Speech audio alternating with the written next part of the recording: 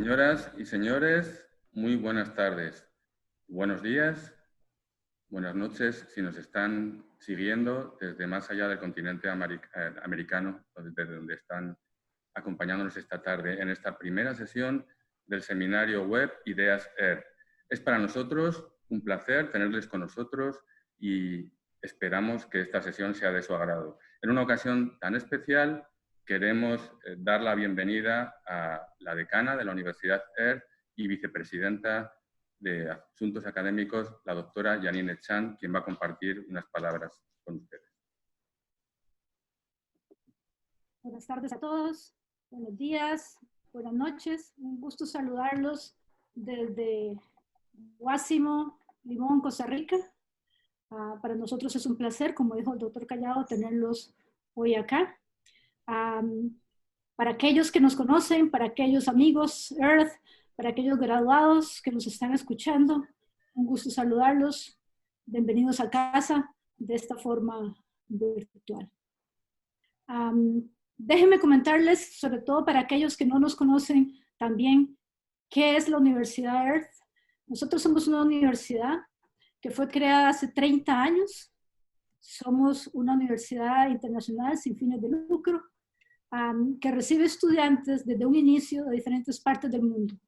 Al día de hoy tenemos estudiantes de 36 países del continente americano, africano y de otras partes del mundo. Nuestra misión es preparar líderes dentro de una carrera rigurosa que forma licenciados en ciencias agrícolas y que va dirigida no solamente a la formación de un agrónomo convencional. Nuestra carrera universitaria tiene 4 grandes pilares. Esos pilares están centrados en lo siguiente: el conocimiento científico y técnico, tan importante en cualquier carrera universitaria, pero no solamente es ese conocimiento científico y técnico. Nuestra universidad hace énfasis en todo el compromiso social y ambiental, en todo el quehacer universitario que hacemos. Le damos un énfasis muy importante al emprendedurismo. Y el otro gran pilar de nuestro programa académico es la actitud, todo lo que nosotros llamamos destrezas blandas, las actitudes y valores con lo que nuestros estudiantes salen una vez graduados.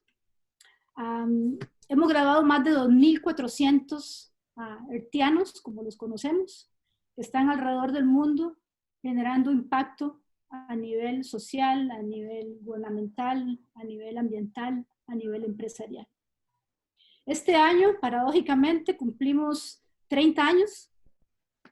Tuvimos nuestro aniversario en medio de esta pandemia que está afectando no solamente a este país, pero definitivamente a todo el mundo. Y es a raíz de esta pandemia y de la forma en que nos reinventamos, estamos generando esta serie de seminarios a través de la web para estar en contacto nosotros con el resto del mundo. Así que de parte mía, de parte de todas las autoridades de la universidad, bienvenidos a este primer foro. Esperamos que sean muchos. Y muchas gracias por estar con nosotros acá. Espero que lo disfruten. Muchas gracias.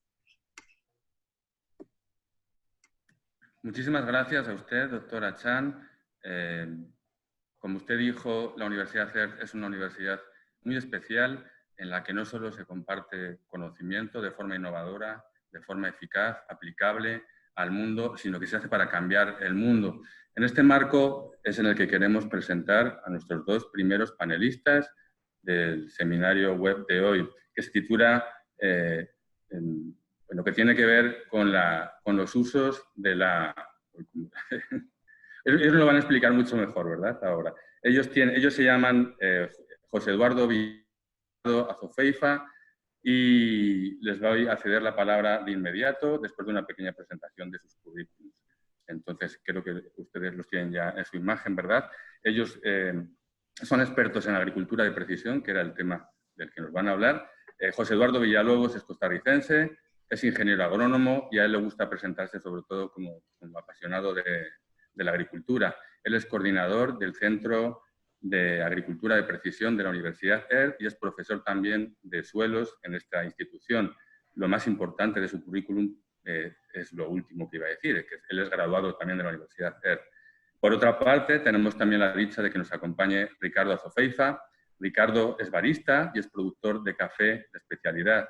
Es socio fundador de 100 Libras, una empresa exportadora, y de Cafetalera Orígenes, especializada en materiales silvestres y variedades antiguas. Me gustaría que ellos, como expertos y como amigos que son, vayan generando su propio diálogo, que ellos vayan sacando los temas que tienen que ver con la agricultura de precisión y con sus aplicaciones, de acuerdo a lo que estoy seguro que ellos saben mucho mejor que los que no somos expertos, que van a ser los intereses de las personas que, como ustedes, nos están escuchando. Entonces, yo voy a lanzar una primera palabra para iniciar el diálogo. Podría ser a José Eduardo, como experto en agricultura de precisión.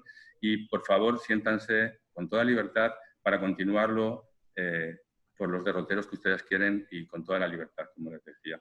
La primera pregunta, es obvia, ¿verdad? Sería, sobre todo para aquellos que no somos expertos, José Eduardo, ¿qué es la agricultura de precisión? ¿Cuáles son sus aplicaciones? ¿Para qué sirve la agricultura de precisión? Gracias, don Sergio. Un saludo para todos y un especial agradecimiento a doña Yanine por la introducción que nos dio.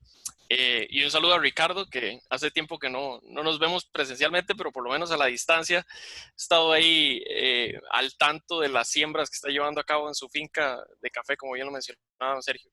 Algo que creo que se escapó por ahí, bueno, para los participantes van a tener un espacio de Q&A, de preguntas y respuestas, en el cual pueden ir haciendo sus preguntas y al final vamos a tener un espacio para cualquier duda que surja al respecto. Entonces eso pueden ir haciéndolo y las personas del staff van a ir recopilando esas preguntas por si las hay en el camino.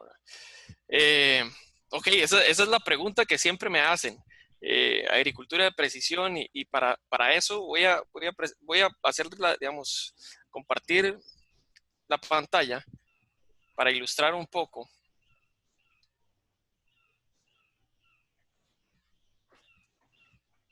Lo que se viene a la mente cuando se piensa en agricultura de precisión, ¿cierto? Entonces eso es lo que viene a la mente de primera entrada. Pantallas, digitalización, equipo agrícola de muy alto costo, información un tanto difícil de adquirir en campo, muy difícil de procesar, a veces difícil de entender. Entonces, para muchos es una caja más que gris, negra, en la cual cada quien tiene una opinión distinta de qué es agricultura de precisión. Yo siempre pongo el ejemplo cuando vienen estudiantes de Estados Unidos principalmente, y llegan al centro de agricultura de precisión y dicen, usted es el encargado de agricultura de precisión en el centro. ¿De dónde está sin hacer publicidad a marcas, dónde está el John Deere con la RTK puesta? Quiero ir a ver la sembradora tasa variada o la fertilizadora tasa variada. Y es cierto, digamos, todo esto se engloba dentro del concepto de agricultura de precisión, pero para nosotros el concepto de agricultura de precisión es un tanto más holístico y básicamente a lo que se refiere es al uso de tecnologías o herramientas que nos permiten la obtención de datos del campo para eventualmente tomar mejores decisiones. Y esto no es nada nuevo. Esto siempre los agricultores están tratando de ir al campo para ver qué sucede, para tomar decisiones, ojalá lo más acertadas posibles. O sea, ¿y cuáles herramientas? Nuestros ojos, a veces veíamos con los ojos qué está pasando, la planta está poniendo amarilla, el maíz está poniendo amarillo, el café, etcétera, etcétera. Falta tal nutriente. Entonces, ¿de dónde viene o de dónde surgió el término agricultura de precisión como tal, si desde hace tiempo ya estábamos utilizando herramientas, desde las más sencillas hasta ahora un poco más avanzadas a nivel tecnológico, para diagnosticar? Bueno, eso surge básicamente por allá de los 70s, 80s, cuando la posibilidad de accesar a información geoespacial, llámense GPS, y bueno, pues para los que no están muy familiarizados con el concepto, GPS es un sistema de posicionamiento global que utiliza satélites estadounidenses. También hay otro que se llama GLONASS, que utiliza satélites rusos. En su momento, esa tecnología estaba reservada principalmente para fines militares. Entonces, el gobierno de los Estados Unidos y otros gobiernos lo que hacían era poner ruido en esta señal para que las personas civiles que querían acceder a la información geoespacial por medio de sus GPS o receptores de información de GPS tuvieran una deriva en sus datos. Entonces había un error que podía ir desde los 10 hasta los 30 metros. Y eso lo hacían básicamente por temas de seguridad, ¿verdad? Por allá de los 70, 80 empezaron a liberar un poco el ruido que ponían dentro de la señal, y para los civiles, dentro de los cuales estamos nosotros, productores agrícolas y entusiastas de la agricultura, ya empezamos a poder utilizarlo con una confiabilidad más alta. Entonces, con base en eso, hicimos lo siguiente. Empezamos a mezclar los datos descriptivos que tomábamos del campo con los datos espaciales. Y de ahí viene la palabra SIC, Sistemas de Información Geográfica. La palabra SIC aplica no solo para agricultura, se puede utilizar SIC para, por ejemplo, ahora con la pandemia, hacer mapas de calor, de dónde se encuentra más la enfermedad o menos. Entonces, digamos, el término SIC es básicamente la utilización de datos descriptivos y datos espaciales. Pero cuando ya pudimos utilizar estos datos espaciales de una forma mucho más fina, ya no teníamos un error tan grande, y ya teníamos en nuestras manos desde hace tiempo datos descriptivos y empezamos a unirlos, ahí surgió, digamos, toda esta tendencia de agricultura de precisión. Con lo que se busca, básicamente, es un manejo sitio específico. Como los dedos de la mano, ninguno es igual, así es el campo. Tenemos lotes que a pesar de ser una unidad productiva, como nosotros agrónomos lo llamamos, bueno, lote tal, finca tal, unidad productiva, dentro de esa unidad productiva hay diferencias. Y es de mucha ayuda conocer estas diferencias para poder hacer un uso más eficiente de los recursos. Entonces, por ahí más o menos, digamos, va la explicación con respecto a lo que nosotros desde el Centro de Agricultura de Precisión definimos como agricultura de precisión. Hay otro montón de satélites alrededor de esto con respecto a herramientas, aplicaciones y demás, ¿verdad? El término es bien amplio, pero para nosotros este es el corazón de la definición de agricultura de precisión. Y voy a extenderme un poco más con respecto a también, porque estaba hablando del Centro de Agricultura de Precisión. Tal vez algunos han conocido sobre pero para los que no están muy enterados, en la Earth venimos trabajando en agricultura de precisión desde hace tiempo, como lo mencionaba don Sergio. Yo soy graduado 2011 y desde ya 2008, sí, por ahí, 2009, como estudiante empecé a indagar un poco en el tema de agricultura de precisión. Hicimos varios análisis con quien es aún profesor de la Earth, Joan Perret, y trabajamos muy incipientemente con respecto a lo que hoy conocemos como herramientas de agricultura de precisión en tecnologías que actualmente se utilizan. Les doy un ejemplo, y tal vez si hay graduados que estuvieron ahí en ese momento se acordarán. Teníamos siempre claro que tener imágenes del dosel de los cultivos era algo importante para ayudarnos en la toma de decisiones en el día a día, ¿verdad? Pero en ese momento no existían drones. 2009 no había nada de esto, ¿eh? Entonces nos inventamos un globo aerostático y pusimos una cámara, y lo que hicimos fue hacer una programación para que hubiera un autotrigger que cada cierto tiempo estuviera apretando el botón a la cámara y tomando fotos, y lo pegamos a un GPS portátil de esos pequeñitos. Entonces con ese bendito globo empezamos a tomar datos, y eso fue en el 2009, y ahí ha ido evolucionando claramente. Más allá del concepto, las herramientas que se utilizan para agricultura de precisión. Dicho lo anterior, en 2016 empezamos con una iniciativa en conjunto con otras instituciones, específicamente el Sistema Banca para el Desarrollo, para desarrollar un centro en agricultura de precisión que tuviera herramientas que se adaptaran a las necesidades, a los cultivos y a las realidades de los agricultores en Costa Rica, en la región del trópico seco en ese momento. Hemos ido ampliándonos. Entonces, ya desde hace algún tiempo venimos trabajando en esto. Para darles una idea, el centro que hace, la función básica del centro es permitirles a los agricultores que se les ha dificultado el acceso a estas tecnologías de una forma sencilla. ¿Cómo lo hacemos? Diferentes formas. Una, gestionando proyectos con instituciones, llámese como se llame. Entonces ejecutamos fondos, haciéndole llegar a agricultura de precisión, información de agricultura de precisión y tecnología de agricultura de precisión a agricultores. Otra es por medio de venta de servicios, en el cual a los productores pequeños y demás lo que hacemos es cobrarles al costo. Y también hacemos un poco de desarrollo, investigación con nuestros estudiantes, con colegas, con compañeros en el área, con socios, etcétera, etcétera. Entonces, básicamente eso es lo que hacemos desde el centro, desde el 2016. Hasta el momento hemos trabajado en un sinfín de cultivos, más o menos, bueno, ni lo menciono, pero estamos hablando más de 10 cultivos. Esa es la ventaja de agricultura de precisión, es bien maleable con respecto a su aplicación.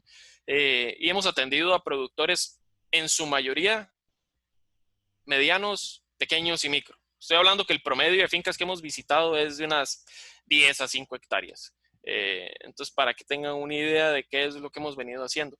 Y ahí, precisamente, por medio de esto, fue que nos conocimos con Ricardo en un trabajo de agricultura de precisión que hicimos en la finca Orígenes. Más bien, Ricardo, ¿por qué? Porque yo estoy hablando demasiado. Tal vez usted podría contarnos un poco cómo llegó usted a nosotros y un poco la historia detrás de esa relación que ya hemos tenido casi que por 2 años trabajando en la finca Orígenes, ¿verdad? Y que nos explique qué es la finca Orígenes. Bueno, buenas tardes a todos. Buenos días, buenas noches, como dice don Sergio. Un placer conocer a doña Yanine. Y gracias a la Universidad Earth por este espacio para comunicar un poco más alrededor de lo que es agricultura de precisión.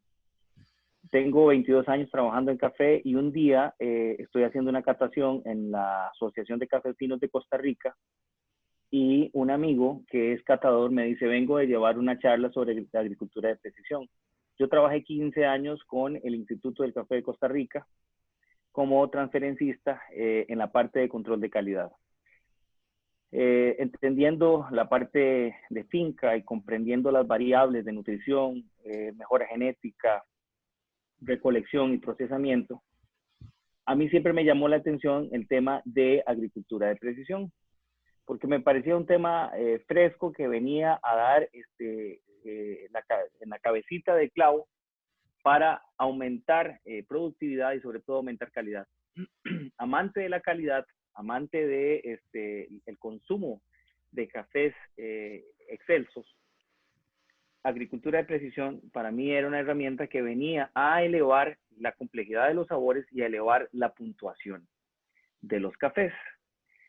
Con mi amigo Víctor Cadenas, quien es el catador oficial de la Asociación de Cafés Finos de Costa Rica y el tostador de Taza de la Excelencia, que es el máximo evento que reconoce calidad a nivel mundial, gracias a la Asociación para la Excelencia en Café, ACE en inglés, me dijo, mira, estuvo súper interesante. Hablaron de micronutrientes, hablaron de procedimientos para aumentar taza, hablaron de macronutrientes. Y yo, qué interesante. Deme el brochure. Y me dio el brochure y con esto, pues yo hice la gestión de llamar, de ponerme en contacto con el Centro de Agricultura de Precisión. 2 jóvenes, Carol y... Ay, se me va el nombre del otro muchacho. Karim Abdala. Y Karim, que son unas personas lindísimas, me atendieron. Muy amablemente me dieron la guía y levantamos como un pequeño censo de cuántas hectáreas se podían hacer precisamente para reducir el servicio por costo. Entonces, hicimos los primeros trabajos hace ya 2 años y ha sido sumamente interesante este acercamiento y este aprovechamiento de los recursos disponibles en Costa Rica gracias al Centro de Agricultura de Precisión. Claro, volviendo a ese tema, a mí me encantaría presentar esto por acá, que es la base sobre la cual nosotros tratamos de generar toda la información al agricultor. Y es por medio de algo que se conoce en inglés como vintage points. Y son capas de información, básicamente, yo siempre le digo a la gente que está en el medio y aún más la que no está en el medio de agricultura, que agricultura es la actividad tal vez más compleja que existe. Y lo digo con toda la certeza y franqueza del mundo. Solo el suelo es el biomaterial más complejo en el planeta Tierra. Y eso es un componente de la agricultura. Hay que sumarle el tema genotípico, hay que sumarle el tema de clima sobre los cuales o sobre el cual no tenemos ni un solo control hasta el momento. El tema de mercado, porque además como productor no solamente hay que producir, sino hay que saber producir para lo que se necesite. Entonces, a razón de esto, empezamos a definir capas. ¿Para qué? Para conseguir la mayor cantidad de información. Entonces, cuando Ricardo mencionaba esto, nosotros lo que hicimos inmediatamente fue preguntarle a Ricardo, bueno, yo no estaba, Carol y Karim en su momento, pero Ricardo, mándenos unas fotografías, ¿cierto, Ricardo? De la finca, que se note bien, digamos, un camino o algo que se pudiera diferenciar en la finca. Entonces le pedimos que nos mandara esas fotografías y con eso fue que empezó todo, con unas fotografías en WhatsApp. ¿Por qué? Porque las fotografías tienen un código de georreferenciación. Entonces, cuando se envían y se pueden decodificar, usted puede saber dónde específicamente se tomó esa foto. Entonces, sin nosotros haber ido a la finca de Ricardo, ya teníamos la idea de cómo era la finca de Ricardo y la habíamos marcado en algo muy sencillo, que es un perímetro y demás. Cuando tuvimos eso, le entramos a la capa satelital. Entonces empezamos con imágenes satelitales de bandas multiespectrales a definir diferentes zonas de la parcela. Esto con el fin de poder determinar cuántas muestras se necesitan sacar y qué tipo de muestras. Bueno, más que qué tipo, porque eso ya es algo más con respecto al cultivo y con respecto al productor. Es, ok, mi finca es esta, pero ¿cómo defino dónde voy a sacar la información? Entonces yo necesito algún tipo de ayuda y ahí entra la primera capa, información satelital, que me permite de una forma, si sé procesarlo, gratis, porque las imágenes de Sentinel son gratis, determinar diferentes zonas de la finca. Entonces ya podemos decir, bueno, la finca tal tiene a simple vista, en una capa satelital, 3 diferentes zonas, por lo cual podríamos asumir que la intensidad de muestreo debería de ser esta. Y ahí yo pongo el ejemplo de cuando uno entra a una sala donde hay gente de muchos países y si esas salas son puros costarricenses y yo voy y le pregunto a uno de dónde es y extrapolo eso, voy a estar correcto, porque todos son costarricenses. Entonces solo ocupé una pregunta, ¿verdad? Pero ¿qué pasa si ahorita en esta sala, digamos, que es una sala virtual, yo le pregunto a una sola persona que por ahí vi que están de México y me dices de México y yo extrapolo eso a todo, voy a estar completamente errado. Entonces, poder conocer cuál es la variabilidad de mi campo antes de ir a hacer esas preguntas a campo es muy importante. Entonces nos agarramos de muchas herramientas para poder ir montando todo esto. Después ya empezamos a generar información a nivel suelo, a nivel planta, a nivel remoto y satelital tratamos de unificarlo, pero eso fue lo que fuimos montando con Ricardo desde el inicio, ¿verdad? Y aquí más bien, Richard, voy a poner algo que yo sé que le va a sonar el timbre, porque esto es, digamos, yo siempre he dicho, la agricultura de precisión es una herramienta, como dicen, un pedacito más del rompecabezas productivo. Y Ricardo, como productor de café de especialidad, me imagino, además de que ha ido a campeonatos mundiales de barismo, estoy seguro que ha ido a tiendas tal vez en Europa que venden estos cafés. ¿Y cómo se vende ese café, Ricardo? Bueno, son precios extraordinarios. No, en la mañana estaba en una sesión para que tengan una idea de lo que me dedico. En la mañana yo estaba dándole una indicación de 2 horas sobre cómo tostar nuestros cafés a un amigo, Fawaz Al Said, de Arabia Saudita. Y estábamos tirando líneas o estimaciones de cuánto podía llegar a costar una taza de nuestro café allá. Y el café más económico podría valer $5 y la taza del café más caro se va a cotizar en $15, la taza de 8 onzas. Entonces, podemos entender que el tema costo-beneficio en este tipo de negocio está más que justificado, y la recompensa que se adquiere cuando se obtienen datos que te permiten redirigir, aumentar, crecer más como planta, producir más, concentrar más fruta, obtener más kilogramos oro una vez se procese, pero sobre todo obtener mayor descriptores de sabor. Señoras y señores, estamos en un negocio redondo, porque al otro lado del mundo hay un grupo de personas con poder adquisitivo y con un gusto desarrollado sobre el café, que desgraciadamente en Latinoamérica pues todavía nos falta bastante trabajo para llegar a conquistar y a formar este tipo de consumidores. Entonces, costo-beneficio, que es lo que estamos viendo acá, está más que justificado. Totalmente. Justificado siempre y cuando sepamos cómo hacerlo. ¿Por qué? Cuando uno monta una cafetería como la de su amigo en Arabia Saudita, Hawass, él compra el café en Costa Rica en un precio X y lo vende en Arabia en un precio Y, y hay un delta, donde ese delta son todos los costos que él tiene para llevarlo y una ganancia. ¿Eso tiene algún riesgo, Ricardo? O sea, significativo. Sí, sí, claro. Todos los riesgos están implicados desde el momento en que usted firma el contrato con el productor, desde como exportador, desde que usted realiza los procesos de catación, porque puede ser que en el momento de hacer la catación inicial, en el mes de febrero, la tasa tenía una condición, y Claro. hoy a mayo, hoy a junio, julio, la tasa ha cambiado. Normalmente estos cafés cambian para bien, o sea, se vuelve mucho más intenso, se vuelve mucho más complejo. Y nuestra responsabilidad como exportador llega hasta lo que es el barco. Por eso hacemos las ventas FOB, Free On Board, para asegurarnos que de ahí en adelante pues los riesgos empiecen ya a correr de la otra parte de la cadena. Correcto, que es nuestro importador. Que de no tener cuidado con las labores de manejo post cosecha, mucho de lo que nosotros hacemos en origen se va a estropear.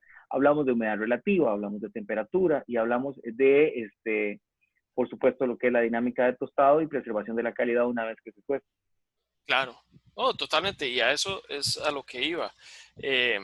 Yo creo que la agricultura se tiene que ver como un concepto más integral, en el cual obviamente hay gente muy especializada en el componente técnico, hay gente más especializada en el tema de mercados, hay gente muy especializada en nutrición, hay gente muy especializada en manejo de aguas, pero no tenemos que perder eso de vista, porque cada uno de nosotros puede ir reduciendo un poco ese riesgo, que es el que no queremos que exista, y siempre va a haber, pero queremos que sea el mínimo dentro de la actividad productiva. Y como lo mencionaba hace poco, agricultura es una actividad de riesgos. Y de nuevo, aunque nuestro amigo en Arabia Saudita tenga riesgos en su cafetería vendiendo su café, yo estoy seguro que sus riesgos totales son mucho más bajos que el productor en Dota. Sí, definitivo. Y su revenue es mucho más bajo. El productor de café, ¿verdad? Entonces, por medio de tecnologías como la agricultura de precisión y un buen manejo técnico, yo creo que podemos bajar un poco ese riesgo y, como bien mencionaba Ricardo, idealmente subir ese ingreso. ¿Y cómo subimos ese ingreso? Si me preguntan, hay 3 formas. Una es producir más por área. Otra es producir mejor por área, más calidad. Y la otra es mezclar las 2 anteriores, ¿verdad? Lo cual me lleva a la próxima pregunta, Ricardo. ¿Cómo se define un café de alta especialidad? Bueno, voy a tomar lo que acabas de señalar. Nosotros, porque no solo nos dedicamos a la comercialización de los cafés sumamente finos, también nos dedicamos a la comercialización de los cafés estándar y los cafés comerciales de Costa Rica. trabajamos con cooperativas. Y a los productores pequeños y medianos que no tienen acceso a los mercados más gourmet, les estamos diciendo que aumentemos capacidad productiva por área. Eso lo estamos consiguiendo con mejora genética. Estamos implementando mucho vigor híbrido, estamos trabajando plantas que vienen de laboratorio por embriogénesis somática.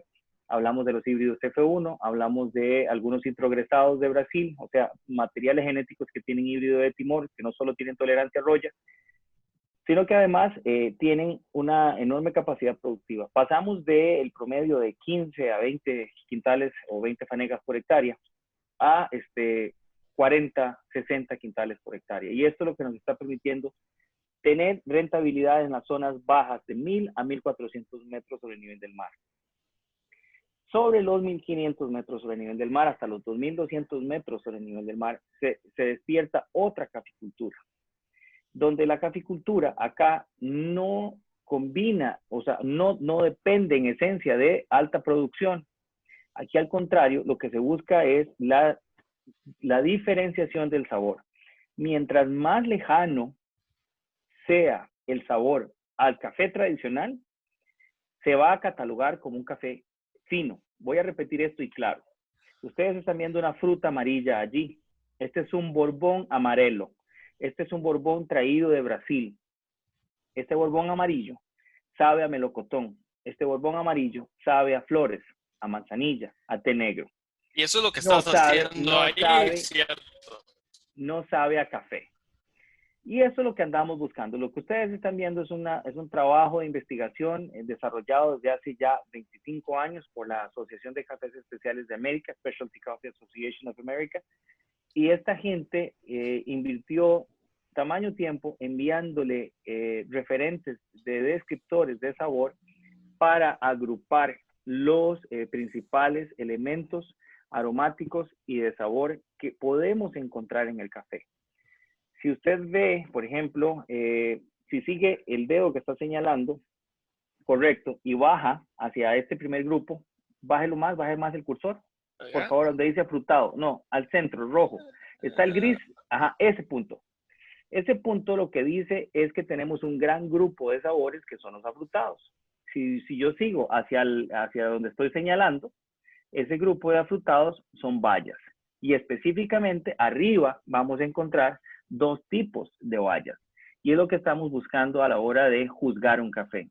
Pasar de lo específico, de lo general a lo específico. Mientras más detallada sea la experiencia para el consumidor, que ya el consumidor tiene un mapa de sabores guardado en su cerebro, más romántica, más especializada va a ser la experiencia y por ende nos va a permitir a nosotros generar un valor agregado significativo.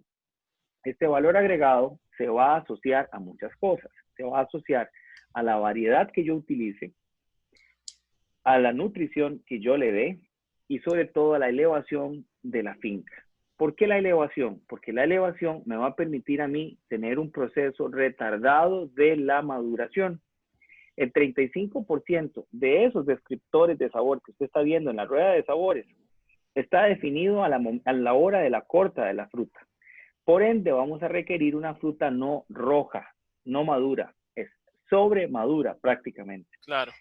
¿Qué andamos buscando? Una altísima concentración de mucílago, una altísima concentración de azúcares, que cuando esos azúcares trabajen para mí, me permitan agregar capas de sabor a la semilla y me permita generar ese montón de descriptores de sabor. Los más caros son estos que dicen floral. A la par de afrutado, si lo ves, está como en un color es correcto, es correcto. Esos se llaman enzimáticos. Los enzimáticos están definidos en su gran mayoría por la variedad de café. La mayoría de los cafés con mayor carga de enzimáticos son aquellos cafés que vienen del centro de origen, que vienen de Etiopía y que vienen de Kenia. Por eso, el señor Callao explicaba al inicio que nuestra finca se especializa en la producción y en la explotación comercial de materiales antiguos y materiales silvestres.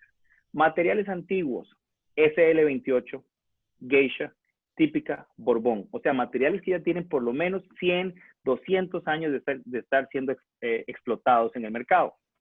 Y materiales silvestres son materiales que se trajeron de Kenia, básicamente de África del Este. Kenia, Etiopía, Congo, Ruanda, Malawi, Sudán Rumé, que no han sido explotados comercialmente y se tienen guardados en el en el CATI, Centro Agronómico Tropical de Investigación y Enseñanza. Es el CATI en Turrialba. Ahí tenemos una colección de 2.000 materiales genéticos y más de 600 de ellos son etíopes. Entonces, ayer analizábamos con el responsable del Banco de Materiales Fitogenéticos en café y veíamos que los materiales que tienen mayor complejidad, casi todos vienen del centro de origen, Kenia y Etiopía. Entonces, esto nos permitió desde hace 5 años la visión para empezar a producir unos cafés extraordinarios para un mercado extraordinario. Así es como entonces se define un specialty coffee. Y algo que me llamaba la atención, Ricardo, es que usted mencionaba que cada uno de nosotros tenemos un mapa mental de sabores que, asumo, hemos desarrollado a través desde que nacemos, me imagino. Empezamos a asociar sabores con diferentes nombres, llámese frutas o lo que sea. ¿Cómo un catador hace esa transición para afinar tanto su paladar, verdad? Buen punto. No se nace catador, se entrena. Claro, aquí la virtud es aquella persona que tiene la bendición de nacer en un país sumamente gastronómico o de tener una familia que sea sumamente gastronómica. No es lo mismo haber nacido en un país donde solo se coma arroz, frijoles y se coma, qué sé yo, una guayaba y se coma una naranja, haber nacido en un país del Mediterráneo en donde yo tengo acceso a oliva, a semillas, a frutos deshidratados, a vino, a cerveza. Evidentemente, el mapa descriptivo de una persona de Europa y de Asia es muchísimo más complejo que los descriptores definidos por origen centroamericano. Entonces, aquí nos obliga a nosotros como catadores y como comercializadores a entrar en contacto con este mercado internacional y preguntar, ¿qué es una grosella negra? ¿Qué es una valla? ¿Cómo funciona? Porque yo como naranjas, yo como cas. Mucho más tropical nuestro paladar. Por supuesto, yo me como un mango y lo describo fácilmente. Cuando alguien viene de Australia y prueba un mango maduro en Centroamérica, se vuelve loco. Cuando un amigo de Asia, que está acostumbrado a solo soya, viene a Costa Rica y usted le da un maracuyá, mire, en serio, te pueden pagar el café solo por el hecho de haberle regalado maracuyá, porque la explosión de sabor que hay en boca y en nariz es única y ellos no la tienen allá. Acuérdense que la piña que nosotros producimos aquí es una piña muchísimo más dulce, mucho más compleja. Nosotros tenemos el chance incluso de madurarla aquí. No es lo mismo comerse una piña en Costa Rica a comérsela en Japón, y ya me ha pasado. No es lo mismo comerse un banano que se está pudriendo por exceso de madurez en la finca, que está lleno de aromas florales, dulce, cargado de azúcar, a comérselo apenas cambiando de color, de verde a amarillo. Esta capacidad descriptiva está definida por la parte en donde naces y evidentemente posteriormente por los procesos de formación que recibís. Hay todo un sistema, hay toda una academia para formar la capacidad de análisis descriptivo asociada a la producción de cafés finos. Es todo un mundo. Sí, claro. Entonces, para ir englobando más el concepto de agricultura de precisión, ¿por qué lo tomamos? Bueno, lo tomamos porque nosotros vendemos un café que a todas luces tiene que catar altísimo y tiene que saber a jazmín, tiene que saber a miel de abeja, tiene que saber a fresa, a mango, a papaya, a limón, y no lo estábamos consiguiendo. Nuestro café estaba sabiendo a café. Una cuestión amarga, plana, aburrida, sin acidez, ningún tipo de elemento frutal. Usted me había contado que hasta los mismos agricultores a los cuales ustedes le compraban. Gracias. Nosotros le compramos café a través de la exportadora a un grupo de 22 familias. Cuando yo me siento a la mesa a catar con ellos, la gente suda, en serio, de la congoja. ¿Por qué? Porque toda la cosecha del año va a estar determinada si nos gusta o no nos gusta, porque dependiendo del perfil que nosotros encontremos en esta rueda de sabores, el café va para Suecia, va para Australia, va para Taiwán, Corea, Japón, Estados Unidos, Canadá, Alemania, Italia, Francia. Ya uno tiene dibujado el perfil sensorial de cada mercado. Y en virtud de ese mercado, el precio será más o menos. Por ejemplo, Asia paga precios extraordinarios. Arabia Saudita paga precios extraordinarios. Un precio extraordinario, para explicarlo. Hoy la bolsa de Nueva York está en $100 el quintal. Nosotros vendemos el café a partir de los $300 el quintal y tenemos un récord de $3,000 el quintal. Esto es significativo. Cuando alguien vende $2,900 por encima de la bolsa de Nueva York, esto es sumamente rentable. Entonces, sacar el café de ser un commodity. No, esa palabra no existe para nosotros. Yo la detesto. Yo la detesto, en serio. ¿Por qué? Porque no puedes comoditizar tu trabajo. Por eso, mientras más elementos de juicio tengas para llegar a sentarse en una rueda de negocios y decirle, usted quiere el café de Costa Rica, usted quiere el café de mi finca, usted quiere el café de nuestros productores, pague, papito, porque de lo contrario no se lo lleva. Pero el café se tiene que defender. Entonces, mis productores orgullosamente ponían cafés en la mesa, florales, jugosos, tropicales, frutos deshidratados. Y llego yo en la cosecha, primer año, y lo pongo y empiezo a catar con ellos a ciegas. Y digo, este café, mira, le falta estructura, le falta dulzor, le encuentro un cuerpo muy plano, o sea, cuerpo que no tiene grasa o no tiene contenido de lípidos.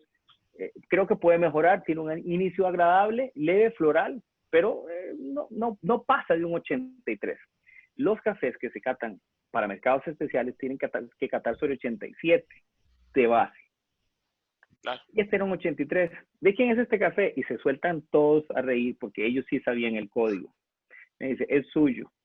Y así fuimos catando la mesa 1, la mesa 2, y en todas las mesas ellos habían sembrado una muestra de nuestra finca. Se estaba catando bajo su propio café.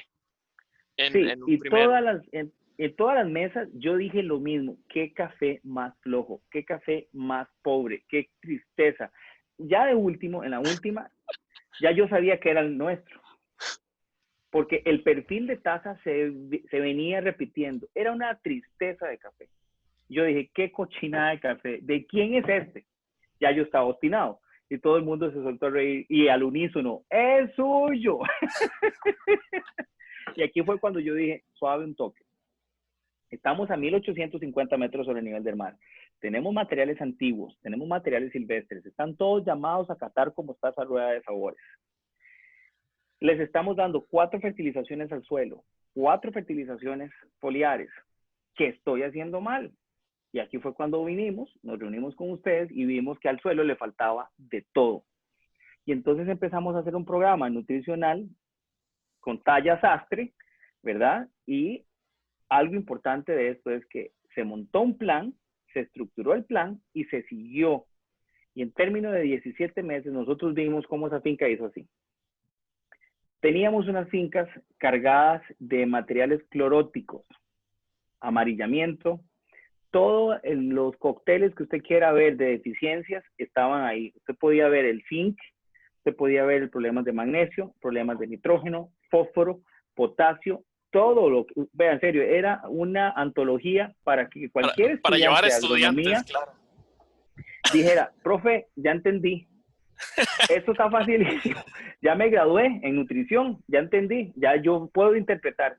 Conforme nosotros fuimos aplicando las recomendaciones, que esto es muy importante para el que nos escucha, agricultura de precisión es chivísima, porque el OTA necesitaba 150 gramos de carbonato de calcio y necesitaba 150 gramos de caldolomita. Entonces aplicamos 150 en un mes, mayo por ejemplo, y en agosto aplicamos 150 de dolomita. El OTB, que tenía una acidez extractable paupérrima, horrible, necesitaba 200. Y el OTC, que es un lote que prácticamente yo le digo el incendio, donde de todo hacía falta y la acidez extractable era un desastre, nosotros aplicamos 300 gramos por planta de carbonato de calcio y 250 de dolomita.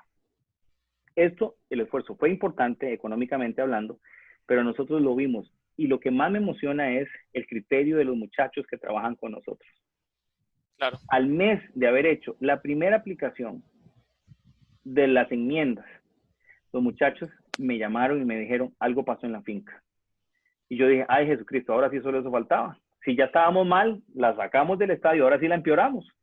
No, empezamos a ver esto, empezamos a ver una finca verde, una finca con capacidad de hacer clorofila, una finca que creció un 40% más y que me llenó la fruta y que este año, gracias a Dios, y yo lo celebro con ustedes, ya cató a flores, ya cató a manzanilla, ya sabe exótico, sabe a cas, sabe a mango, sabe a piña y ya se vendió.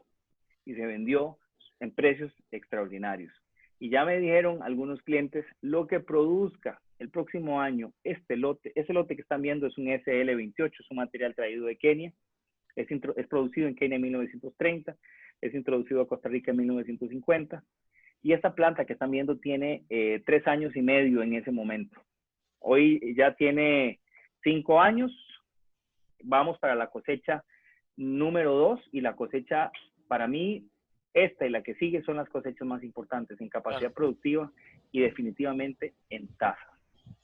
Y eso se lo debo en gran medida al trabajo de nuestro equipo humano, a Dios, por supuesto, y gracias a la asesoría de la ERTE. Sí, sí, no, para nosotros ha sido más bien un gusto haber trabajado con usted y con su equipo, Ricardo. Y no quiero que esto suene así, como que estamos tratando de decir, es que lo que estamos haciendo solo nosotros lo hacemos. No, hay un montón de gente que está trabajando en agricultura de precisión, lo hace muy bien. Lo que yo creo que por medio de este conversatorio queremos transmitir es que eso está ahí afuera. No le tengan miedo, es algo que suena complicado a veces, pero no lo es. Son conceptos básicos que han ido evolucionando con el pasar del tiempo para hacer incluso más fácil la aplicación. Y hace poco escuchaba algo que me parecía interesantísimo. Ahorita estamos en sitio específico, zonificando. Ojalá dentro de poco hagamos algo que se llama individualizando por individuo. Ojalá manejemos el cultivo por planta. Y así, bueno, muchos bananeros manejan sus cultivos por unidad productiva, su planta, a diferencia de, por ejemplo, en caña, que la unidad productiva es un lote de 8 hectáreas. Entonces, ojalá y vayamos caminando hacia esos lugares en los cuales le damos realmente la diferenciación que se necesita al cultivo. Ya para ir cerrando. Y yo lo necesito. Tengo un lote que me lo está pidiendo. Y lo bueno es que ha funcionado. Y ha funcionado con usted y por suerte con otros productores que nosotros hemos atendido y han atendido otros colegas. Para ir cerrando, yo creo que estamos con el tiempo. Yo creo, don Sergio, estamos, digamos, terminando un poco ya los resultados que hemos tenido. Explicamos rápidamente el tema de agricultura de precisión y Ricardo pues nos dio una cátedra en el tema de catación y de cómo funciona este mundo. Para mí, súper interesante. Entonces, don Sergio, le damos la palabra ahí para que nos guíe con lo que sigue. Muchísimas gracias. Ha sido súper interesante. Yo he aprendido muchas cosas y me han quedado un montón de ganas de probar ese café de Ricardo, pero por favor que sea de más de 83. Eso me quedó muy claro, que ahora que sí que puedes, ¿verdad? Entonces, vamos a... más que mis preguntas son las preguntas del público, ¿verdad? Aquí nuestro equipo ha estado seleccionando algunas de ellas y vamos a tratar si no todas, bastantes. Aquí, por ejemplo, Naruz nos pregunta, imagino que para José Eduardo, porque es una pregunta sobre el CAP. Hola, Naruz, ¿cómo estás, por cierto? Dice que ¿para cuándo va a trabajar se prevé que el CAP trabaje en Cartago? Oh, buena pregunta. Actualmente incluso fuimos a prospectar productores en Cartago. Nosotros no estamos trabajando en Cartago no porque no queramos. Tenemos toda la intención. Incluso hace unas semanas estuvimos en reuniones con la gente del MAC de Cartago y demás. Y es 100% factible trabajar con cualquier productor que así lo desee en el formato de venta de servicios al costo. Incluso en Cartago el MAC está haciendo algunas experiencias por ahí con Agripex y demás, pero nosotros encantados de cualquier momento estamos a las órdenes para poder trabajar en Cartago. Hemos trabajado en otros lugares, por ejemplo, con Ricardo, eso es en, ¿cómo se llama eso? Santa María, ¿cierto? No, eso no es en Santa María, ¿dónde está Orígenes? Esto es Brunca. Ricardo, Esto es eso es Brunca, la la región zona sur Brunca, del país. región de San Carlos, en Guanacaste, en Punta Arenas, hemos andado por todo lado. Muy bien. Otra pregunta para Eduardo también sería, ¿qué le recomendarías a esta persona que se llama de Estrada de apellido para iniciar como primer paso para iniciar con el uso de las capas satelitales como herramienta para agricultura de precisión, herramienta de toma de decisiones, ¿se entiende? ¿Cuál sería su recomendación, José Eduardo? Sí, lo primero que tenemos que conocer es qué información nos brinda las capas de información satelital. Y voy a tratar de hacer bien rápida la explicación. Hay dos tipos de sensores que se colocan en los satélites. Unos son activos, otros son pasivos. Los activos, en este momento, tienen una resolución gigante. Entonces, poco se puede aplicar para agricultura, pero eso viene. Entonces no le quitemos el ojo de los sensores activos. Ejemplo, LiDAR, etcétera, etcétera. Esto quiere decir que el sensor emite una frecuencia y después recobra esa información como un sonar. Y después están los pasivos que simplemente lo que hacen es recolectar la información que está rebotando en la Tierra con la radiación del Sol. Entonces yo diría que empezar por ahí, empezar a conocer los sensores que hay en los satélites, desde los sensores RGB hasta los sensores, bueno, o las bandas espectrales que hay ahí afuera, y poner un ojo o de reojo los sensores activos. Y ahí en adelante podemos ir avanzando. Es más, y voy a hacer tal vez publicidad, estamos planeando otro webinar específico en capas satelitales, porque yo sé que es un tema bien grande. Excelente. Otra pregunta, está muy técnica, pero afortunadamente tenemos un gran equipo asesor técnico y hasta yo he podido entender a qué se referían estas siglas, ¿verdad? DJI T16, que sepan que es un dron. Yo me enteré por este gran asesor técnico que tenemos entre bambalinas. La pregunta es, sería saber si existe alguna forma de enviar ortomapas a los controles del DJI T16 actualizados de modo que se puedan generar polígonos de fumigación. Ok, sí, digamos, sí, vamos a ver, si estoy entendiendo bien la pregunta. Usted en su software de planificación de vuelos puede montar un ortomosaico actualizado muchísimo más fino que el satelital que va a tener de Google Earth, que es que la generalmente se baja. Entonces usted podría hacer eso definitivamente. Pero primero va a tener que hacer el vuelo del ortomosaico. Okay. También me interesa saber, es a la misma persona que preguntaba antes, a Luis Azofeifa, que comparte apellido con uno de nuestros panelistas, también me interesa saber si existen algunos drones a combustión interna para fumigación, si están disponibles en Costa Rica. Uy, desconozco. O sea, sí sé que hay aeronaves no pilotadas de combustión interna. No he visto ninguna en aplicación en Costa Rica, las he visto en Guatemala. Pero sí las hay, pero no las he visto en Costa Rica, sinceramente. Otra pregunta mucho más local, ¿verdad? De la zona de la ER, dice si saben de algunos productores que estén trabajando con agricultura de precisión con cultivos de yuca en esta zona de Guácimo y de Siquirres. Sí, hay un grupo grande de CACPROSA que estamos empezando a trabajar con ellos, que tienen yuca, plátano, etcétera, etcétera. CACPROSA es el Centro Agrícola Cantonal de Sarapiquí. Ok. Javier Artiñano saluda a José y a Ricardo de ICAFE y dice, ¿qué herramientas y técnicas de agricultura de precisión consideran más adoptables por pequeños caficultores? Más fácilmente y prácticamente. Sí, claro. Me están bombardeando a mí, Ricardo, deberían de tirarle unas. Esto es para Ricardo. No, sí, yo creo que Ricardo podría aportar ahí con respecto a cómo sintió él como productor promedio en el sentido del área, porque su finca entra dentro del promedio nacional de área. Correcto. ¿Qué fue lo que hicimos? ¿Cómo lo vio? Ok, eso es importante. Nosotros tenemos una finca de las más grandes de Centroamérica, son 5 hectáreas, señores. Entonces, vamos a ver, hicimos análisis químico completo, hicimos un mapa de fertilidad. Ahora, la semana que viene, estaremos haciendo el análisis químico completo foliar, que son indispensables para toma de decisiones acertadas. Definitivamente, yo recomendaría también el tema de la densidad, porque lo que es la capacidad de enraizamiento, la capacidad de distribución de la raíz absorbente se va a modificar dependiendo del tipo de condición física que tengamos. Yo no lo hice, pero me estoy arrepintiendo. Yo lo quiero hacer ahora porque estoy observando que aunque estoy generando cambios en el 80% de la plantación, hay un lote en específico que le he hecho de todo. Solo me falta llevar un sacerdote para que haga exorcismo y no quiere. Entonces, eso es lo que hay que analizar como primeras capas. Y ya posteriormente, si nos podemos ir moviendo hacia trabajos cada vez más específicos, fabuloso. Pero con esas 3 primeras capas, yo me veo satisfecho.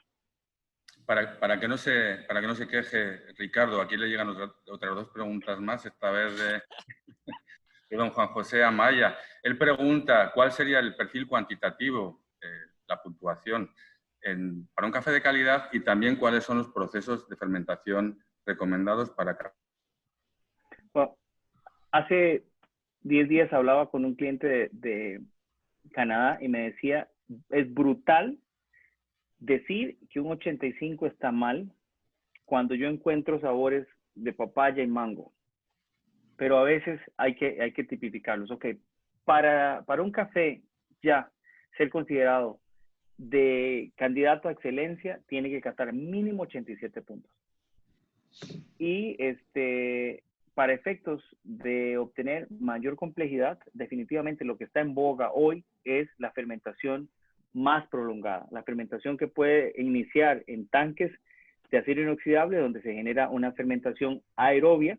También hay unos tanques donde se cierra por completo y se da una fermentación anaerobia que permite el desarrollo de ciertas bacterias específicas, lactobacillus, por ejemplo, y se obtienen, vamos a ver, una respuesta de sabor más tartárica, o sea, sabores propios de las uvas, sabores málicos, sabores propios de las manzanas, que hacen que la bebida cambie su perfil de taza. Entonces, esa es una. La otra, definitivamente, que está sumamente fuerte y lo vimos ahora en Taza de la Excelencia, es el tipo de proceso de café llamado miel, que consiste en la deshidratación lenta del mucílago, que es este gel que recubre el pergamino, que normalmente en la caficultura tradicional se fermenta en tanques de fermentación y posteriormente, pasada 12, 24 horas por actividad bacteriana,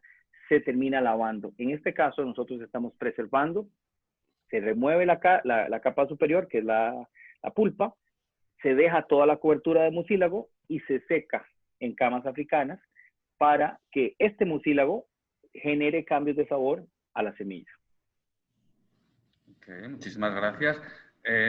Otra pregunta, bueno, 2 preguntas, son 2 enlazadas, de don Carlos Guevara y, bueno, podría ser también para Ricardo en su condición de productor y de empresario. Dice, ¿cómo la agricultura de precisión puede colaborar para que más productores tengan acceso a mercados que paguen mejores precios? ¿Cuántos productores cafetaleros ya tienen acceso a esos mercados tan específicos? A ver, es la población más reducida, definitivamente. Por ejemplo, en Costa Rica vemos más de 42,000 cafetaleros inscritos en el padrón de cafetaleros del Instituto del Café de Costa Rica. Si yo te digo que habemos 1,000 productores en el mercado de los cafés especiales, es mucho. Es mucho. Ahora, este es un mercado de cafés de alta especialidad. ¿Qué es lo que sucede? Que en este mercado de alta especialidad, para estar arriba, para estar ganando mayor credibilidad, mayor confianza del cliente, hay que ir innovando todos los años. cuando yo le dije a nuestros clientes, estoy haciendo un trabajo de agricultura de precisión, la gente me volvió a ver. ¿Ok? ¿Y en qué consiste? Bueno, estoy generando una serie de bases de datos que me permiten corregir los problemas nutricionales para incrementar tasa. Entonces, la gente me dijo, demuéstralo. Cuando ellos vuelven a la finca y ven que la finca era totalmente diferente y que cata diferente, ellos están en condición de reconocer el esfuerzo. Y aquí yo creo que el criterio de costo-beneficio pues se paga. Repito, somos los menos, pero conforme uno empieza a tener éxito, empieza a calar en la población inmediata. Voy a responder de forma precisa. En esta región del país donde estamos a 1.850 metros sobre el nivel del mar. Esta parte de lo que se conoce como el Cerro de la Muerte casi no tiene café y hoy, 3 años después de que nosotros abrimos las siembras de café, ya hay 17 hectáreas. La mayoría de los vecinos que tienen estos cafés ya empiezan a pensar en agricultura de precisión y requieren de ese tipo de guía y motivación para conectarse ya con este mercado que conoce y que está reconociendo ese precio extra. O sea, hay un efecto dominó. Muy bien. Nelson Galindo pregunta, en el caso de la exportadora de café y uso de imágenes de Sentinel, ¿qué resolución espacial, centímetros por píxel, se puede obtener? No Ok, sí. Bueno, hay diferentes constelaciones de satélites que se utilizan. Una de ellas es Sentinel. Sentinel tiene una resolución de 5 por 5, más o menos. Eso quiere decir que cada píxel en la imagen significaría 5 metros por 5 metros en la Tierra. Tiene un revisiting time, es decir, por eso son 2 o 3 satélites, vuelven a pasar sobre el mismo punto cada 8 días. Más o menos. Eso va a depender también de la órbita de la Tierra y todo el asunto. Entonces, esa, digamos, es la resolución tanto espacial como temporal, 5 por 5 y cada 8 días. Ahora bien, hay otro montón de constelaciones de satélites, por ejemplo, Planet, que obviamente es un poco más costosa, pero tiene resoluciones muchísimo más precisas, mucho más finas y tiene mucho más satélites dando vuelta, entonces tiene una imagen cada día. Ok, aquí preguntan si han realizado algún proyecto de agricultura de precisión con cítricos y en ese caso, o en el caso posible, ¿cómo podrían contar con su asesoría? Imagino que con la del CAP. Sí, con cítricos hemos trabajado en Ojancha y vamos a trabajar un poco más con gente en Copepilangosta, que es una cooperativa ahí en Ojancha, que queda en Guanacaste, en la parte alta, digamos, de la península. Y hace 2 años trabajamos con un productor, tuvimos buenos resultados, don Javier Celedón, 2 o 3 años por ahí. Ahora bien, nos enfocamos, por ahí puede venir la pregunta, digamos, en el CAP nos enfocamos mucho en el tema de nutrición y manejo de aguas. Para nadie es un secreto los retos que está sufriendo la industria de los cítricos, específicamente naranja, con el HLB, el greening o dragón amarillo, para lo cual también en Florida hay gente trabajando en esto, tratando de detectar esto, que es más bien una patología, pero utilizando tecnologías de agricultura de precisión. Muy bien. Esta pregunta de don Claudio Castro entiendo que es para don Ricardo. Dice, actualmente asesoro varias compañías de café. Mi principal reto es cómo llevar la agricultura de precisión al pequeño productor, en casos de 1 o 2 hectáreas. Tengo clientes que son orgánicos. ¿Alguna recomendación para esta tecnología? Por supuesto, mientras más familias pueda incorporar, su costo va a bajar. Cuando nosotros empezamos a analizar la posibilidad de traer a la Earth, al CAP, a una sola unidad productiva, era imposible, pero hicimos una campaña el primer año y se anotaron 65 hectáreas y eso redujo el costo por hectárea. Nosotros terminamos pagando cerca de $300 total. Y $300, vamos a ver, y nosotros vendemos el café en $300 base, un quintal me paga el diagnóstico. Y esta finca para este año va a proyectarse para hacer 40 quintales, porque estamos apenas iniciando. Esto es interesante. También, yo me pongo en la posición de un productor. Nosotros somos pequeños productores. Esta finca va a tener una capacidad productiva de 150 quintales en su máxima. Entonces, evidentemente, todo cuenta. Cuando usted toma decisiones financieras y te dicen, te cuesta 300, 400 dólares, y tal vez el Instituto del Café te da un análisis químico de suelo gratis, ¿cómo haces para justificar 300 contra gratis? Aquí es donde yo pues lo recomiendo. Primero, uniéndose, llevando más fincas que multipliquen el área y reduciendo el costo. Esto es importante. El Centro de Agricultura de Precisión no está cobrando fees, está cobrando nada más el costo de hacer los análisis. Por eso hay que aprovecharlo. Entonces, si tenemos la posibilidad de agremiar 20 finqueros, es hora de hacerlo. Y en este año, de no haber sido por el COVID, definitivamente nosotros ya teníamos alineado otro grupo de productores que fácilmente iban a llegar a las 100 hectáreas. Y es lo que hemos venido haciendo. Muchas gracias. Vamos con una última pregunta. Bueno, un par que están relacionadas y ya estamos fuera de tiempo. Es todo muy interesante. Nuestra audiencia está sedienta de conocimiento. Parece que les ha llegado un mensaje. Sin más dilación, acabemos con estas preguntas y que serían una de don Santiago Girón, director de Funcafé. Él dice, uno de los temas decisivos para los productores son los costos que esto implica. Entiendo que el programa se paga al incrementar la productividad. Sin embargo, algunos productores no pueden iniciar y les queda inaccesible la tecnología. ¿Han considerado o tienen ya estimado un costo inicial del programa? La pregunta que puede estar vinculada, de don Carlos Guevara, sería ¿cuál podría ser la hoja de ruta que podemos implementar para que la agricultura de precisión llegue a más productores? Bueno, para responder el costo aproximado de nuestros servicios es variable porque nosotros cobramos al costo. Entonces, hay costos fijos que, como bien mencionó Ricardo, se diluyen con área, con distancia, etcétera, etcétera. Pero para darles una idea, nuestro costo por hectárea ronda, y es que tenemos un montón de servicios, desde mapeos de suelo, interpolación, físicos, compactación, hasta inducción electromagnética, etcétera, etcétera, y otras capas. Entonces, nuestro precio puede rondar desde los $15 hasta los $150 por hectárea, dependiendo de qué hay ahí en medio, ¿verdad? Nuestro precio promedio de ventas está como en los $50 por hectárea. Entonces, digamos, para que tal vez se den una idea del costo de la tecnología, cuando un análisis de suelo vale $25, entonces está un poco competitivo. Y lo otro, ¿cómo hacer? Bueno, yo creo que la tecnología y la información es como cuando empezaron a tachar de locos a la gente que en el Ministerio de Educación empezaron a comprar computadoras en los años 80, porque ¿para qué necesitaban computadoras? Eso no se necesita, eso es inversión. Posteriormente fue evolucionando y todo el mundo se dio cuenta que necesitaba computadores porque la misma tecnología justificaba su utilización. Y aquí yo no le estoy haciendo promoción al centro, sino más bien a la metodología de trabajo en la cual, más allá de agricultura de precisión, tratemos de tomar decisiones con bases científicas e información.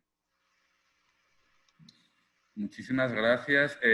Antes de despedirles y de agradecerles por su... bueno, agradecer un poquito. Ahora mismo en sus pantallas, esto es para toda nuestra audiencia, va a aparecer una breve encuesta, bueno, tan breve porque vamos a dar como 30 segundos para contestarla, en la que por favor les vamos a pedir su opinión sobre esta primera experiencia, sobre este primer seminario web Ideas Earth. En unos momentitos va a aparecer, ya está allí, ya está contando el tiempo, nos quedan 25 segundos, solo tienen que contestar sí o no. La pregunta es, ¿recomendaría seminarios como este de cara al futuros seminarios web de Ideas Earth a sus colegas? Contesten, por favor. Cuando acabemos en apenas 15 segundos, les vamos a dar los resultados de forma completamente inmediata.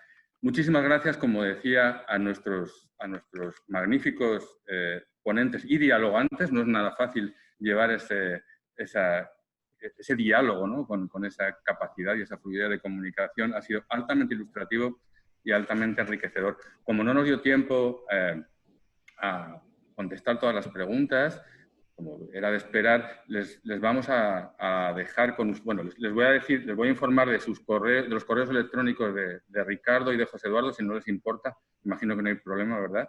Que serían los siguientes, bueno, al menos el de... Tengo aquí... Bueno, me están diciendo aquí mi equipo que mejor nos escriben a nosotros y les hacemos... Como es mucho más lógico, ¿verdad?